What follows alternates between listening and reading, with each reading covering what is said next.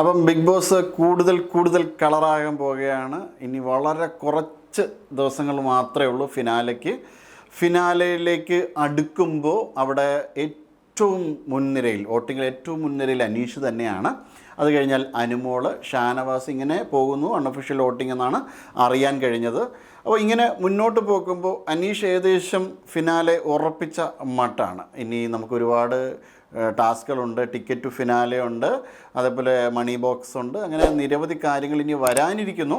അപ്പോൾ ഇങ്ങനെ മുന്നോട്ട് പോകുന്നതിനിടയിൽ നമുക്ക് നിരവധി കാര്യങ്ങൾ വരാനിരിക്കുന്നുവെങ്കിലും ഇപ്പോഴത്തെ നിലവിലെ സാഹചര്യത്തിൽ ഏറ്റവും നല്ല പെർഫോമർ, അവിടുത്തെ ഏറ്റവും നന്നായിട്ട് ജനങ്ങളെ ആകർഷിക്കുന്നത് അനീഷ് തന്നെയാണ്. അനീഷ് സത്യത്തിൽ ബിഗ് ബോസിനെ ഉൾപ്പെടെ വെല്ലുവിളിച്ചിരിക്കുകയാണ്. ബിഗ് ബോസ് പറഞ്ഞിട്ടുണ്ടായിരുന്നല്ലോ 12 ദിവസം, അല്ലെങ്കിൽ ലാലേട്ടൻ പറഞ്ഞിട്ടുണ്ടായിരുന്നല്ലോ 12 ദിവസം മുന്നേ അനീഷിനെ വിളിച്ചിട്ടുണ്ടായിരുന്നു എന്നത്. അത് അനീഷ് അക്സെപ്റ്റ് ചെയ്യുമ്പോൾ പോലും മറ്റെന്തെങ്കിലും കാര്യങ്ങൾ തനിക്കെതിരെ തെളിവുണ്ടെങ്കിൽ അത് തെളിയിക്കാനാണ് അനീഷ് ബിഗ് ബോസിനെ വെല്ലുവിളിച്ചിരിക്കുന്നത്. അപ്പോൾ അത്തരത്തിൽ വളരെ തൻ്റെ ഐഡൻറ്റിറ്റി കീപ്പ് ചെയ്തുകൊണ്ട് വന്ന അന്ന് മുതൽ ഇന്ന് വരെ കീപ്പ് ചെയ്തുകൊണ്ടാണ് അനീഷ് പോകുന്നത്. അപ്പോൾ ഇന്ന് വളരെ രസകരമായിരുന്നു രാവിലെ ആരംഭം.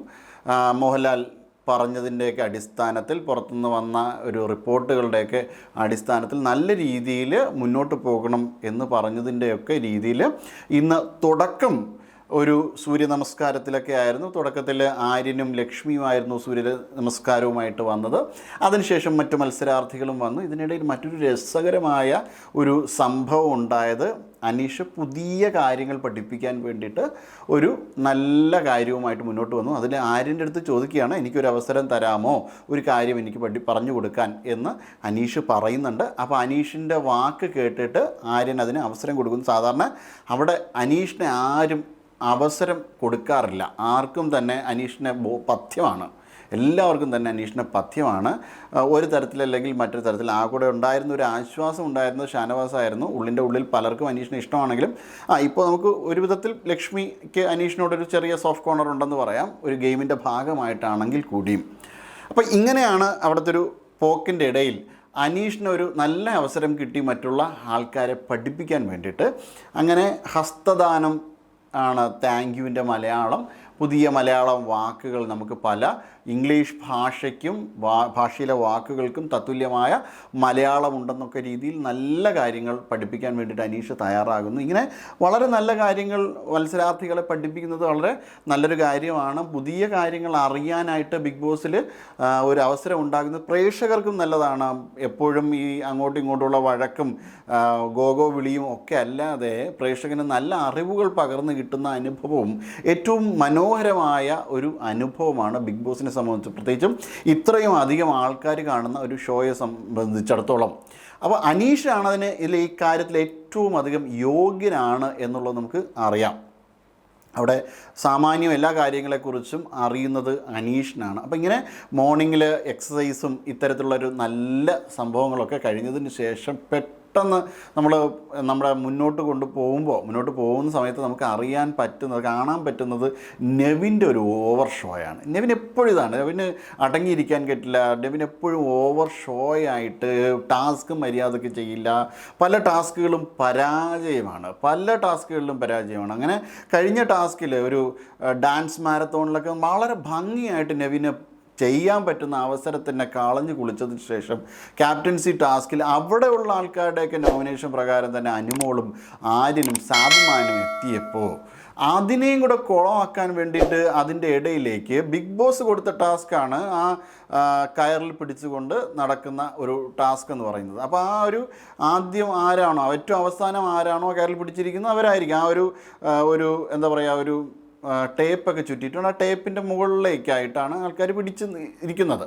അപ്പോൾ ഈ ടാസ്ക് വിജയിക്കുന്ന ആളാണ് അടുത്ത ക്യാപ്റ്റൻ. അപ്പോഴത്തേക്കും അനുമോൾ അവിടെ നിൽക്കുന്നത് കണ്ടിട്ട് നെവിൻ ഒട്ടും ഇഷ്ടപ്പെടുന്നില്ല. ഡിസേർവിങ് അല്ലാത്ത കണ്ടസ്റ്റൻ്റ് ആണ് അനുമോൾ എന്നൊക്കെ പറഞ്ഞുകൊണ്ട് ആക്രമിക്കാനെന്ന രീതിയിൽ ആ വെസൽ ഏരിയയിലേക്ക് പോകുന്നത്. എന്തോ കയ്യിലിരിക്കുന്നുണ്ട്, കഴുകാനാണോ പോയത്, എന്തായാലും എല്ലാവരും കൂടെ ചുറ്റിപ്പണഞ്ഞ് തറയിൽ പോകുന്നുണ്ട്. അപ്പോൾ വേണമെങ്കിൽ ഇനിയിപ്പോൾ ഒരാളുടെ കയ്യിൽ നിന്ന് ആ കയർ വിട്ടുപോകാം. ഇതിനൊക്കെയുള്ള സാധ്യതയുണ്ട്. അപ്പോൾ ഇതിനൊക്കെ കാരണക്കാരനായിട്ടുള്ള വ്യക്തി നെവിനായിരിക്കും. അപ്പോൾ ഇത്തരത്തിൽ എന്തിനാണ് നെവിൻ, തനിക്ക് കഴിവില്ലെങ്കിൽ താൻ മാറി നിൽക്കണം, എന്തിനാണ് മറ്റുള്ള ആൾക്കാരെ ദ്രോഹിക്കാൻ വേണ്ടിയിട്ട് നെവിൻ പോകുന്നത്? പക്ഷെ നല്ല മത്സരാർത്ഥിയാണ് മറ്റ് പല കാര്യങ്ങളിലും.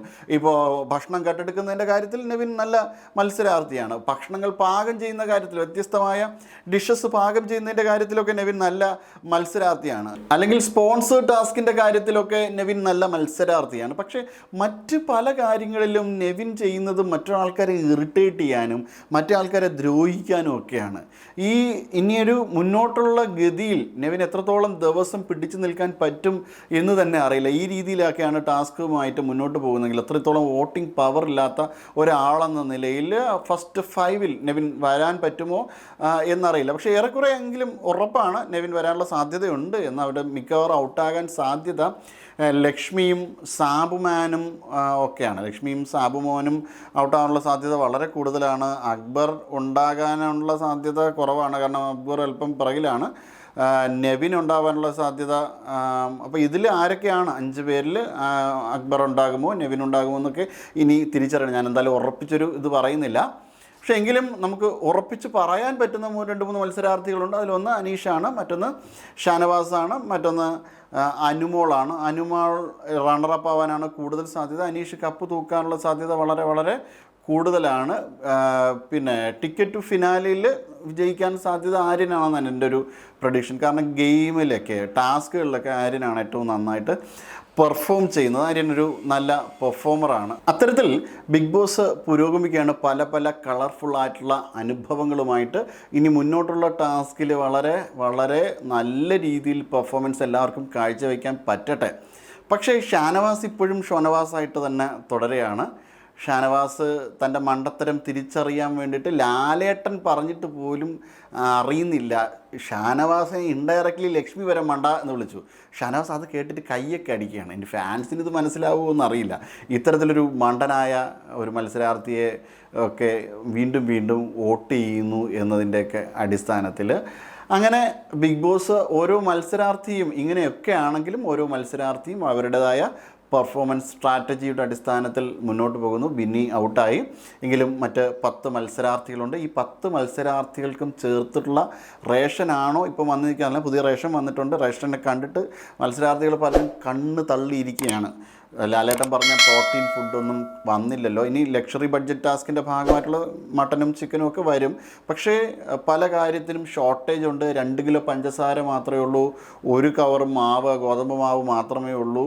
അപ്പോൾ ഇങ്ങനെ ഭക്ഷണത്തിൻ്റെ കാര്യത്തിൽ ഈ റേഷനിൽ വലിയ രീതിയിലുള്ള ഒരു കുറവാണ് വന്നിട്ടുള്ളത്. അതിൽ മത്സരാർത്ഥികൾക്ക് എല്ലാവർക്കും തന്നെ വലിയ വിഷമമുണ്ട്.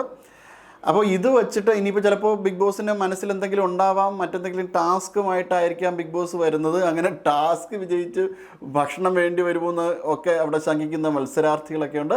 അങ്ങനെ ബിഗ് ബോസ് വളരെ നല്ല രീതിയിൽ ആ ടാസ്കുകളിലൂടെ തന്നെ സ്റ്റോറിയെ ബിൽഡപ്പ് ചെയ്യാനുള്ള ഒരു നല്ല ശ്രമം നടത്തുന്നുണ്ട്. എന്തായാലും കളർഫുള്ളായിട്ടാണ് മുന്നോട്ട് പോകുന്നത്. കളർഫുള്ളായിട്ട് മുന്നോട്ട് പോകട്ടെ. ഇനി വരും ദിവസങ്ങളിൽ കൂടുതൽ ശക്തമായി മത്സരാർത്ഥികൾ പോരാടും എന്നൊക്കെയാണ് തോന്നുന്നത്. ബൈ. നേരിന്റെ വാർത്തകൾ നിങ്ങളുടെ വിരൽത്തുമ്പിലെത്താനായി സാഗ് ന്യൂസ് ചാനൽ സബ്സ്ക്രൈബ് ചെയ്തും ഷെയർ ചെയ്തും ഒരു ശരിയായ മാധ്യമ നിലപാടിനൊപ്പം നിൽക്കാൻ ഞങ്ങൾ നിങ്ങളെ ക്ഷണിക്കുന്നു.